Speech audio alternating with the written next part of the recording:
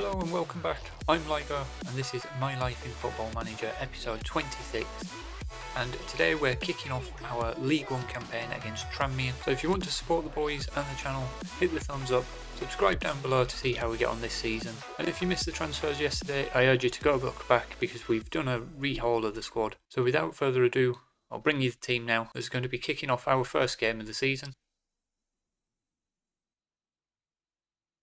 So that team looks like this. We've got Chris Maxwell, veteran goalkeeper, starting in goal and our only keeper in the squad.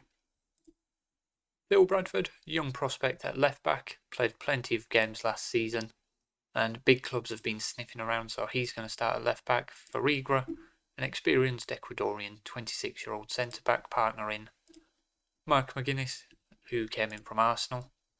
We've got Mnoga, who is our most experienced right back now at the club, and as you can see he's going to be up and down that flank providing support. Taylor Perry, a new addition in midfield. He's going to start as a deep line playmaker, but depending on how he gets on he may become a box to box midfielder. But that box to box midfielder for now is young prospect 18-year-old Chris Thorne, who came through our academy and looks like he played a lot of games last season as well. Another young academy player, Mackenzie Osborne, who also came through the Sunderland Academy, going to get his professional debut for Sunderland on the right wing. Ethan Chislett, 25-year-old attacking midfielder from South Africa. He's going to start through the middle with new boy Trey Coyle out on the left. And then a player that we bumped into last year, George Nunn, who is going to lead the line as our pressing forward as we play 4-2-3-1 gegenpress of sorts. We haven't got too much instructions in the way of possession other than get the ball forward, work it into the box, and then in transition and out of possession, it's going to be pedal to the metal, really just hunt that ball down. And I think with one of the fitter, stronger teams in the league, I think this should be a successful tactic, but should we need to, we'll adjust it as the season goes on. So I'll submit the team and we'll get into the dressing room, give our first Sunderland team talk, which I think based on last year is going to be fairly straightforward, avenge most of the teams that beat us last year. Now Tranmere did come up, so we've got a relatively easy game coming into the start of the season. And as you can see there, pump our fists, avenge what happened last time we faced Tranmere, and that's motivated some of the teams. We've got Mackenzie Osborne, he's nervous playing his first game for the club, so we'll pick him out, tell him there's no pressure on him, it's done nothing to him. Let's get the game kicked off and see how we get on. Now, opening day, there's going to be a few opening day nerves, but as the stronger of the two teams, we've got a corner that's headed off the line. I'd expect us to take it to Tranmere and more or less dominate this game, and looks to be all action down at the Tranmere end at the moment, but Bradford feeds it to Coyle down the line. Coyle needs to get it into the middle, he's driving it in low, it's hit Chislett, and Nunn can't put it away unfortunately.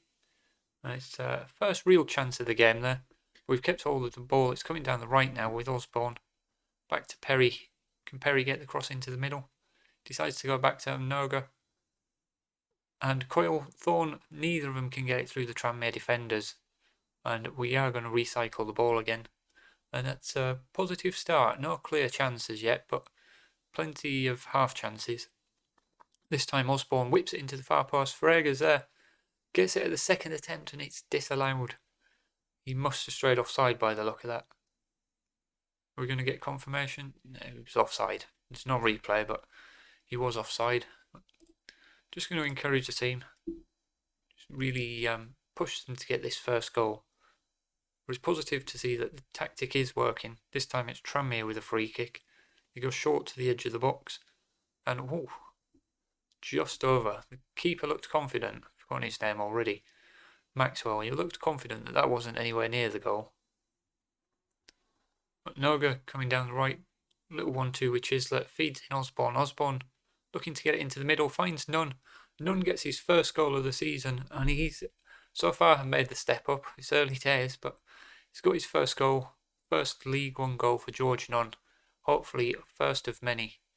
It's very well worked down this right hand side. Little 1-2 feeds Osborne, and Nunn takes his defender to the back post, cuts in front, and that's a good header down into the bottom corner. Very positive start. This time it's Bradford down the left. Loses out, but it's crossed into the middle. Osborne with the header and just over the top. And we're coming up to half time. Very happy with the way things are going.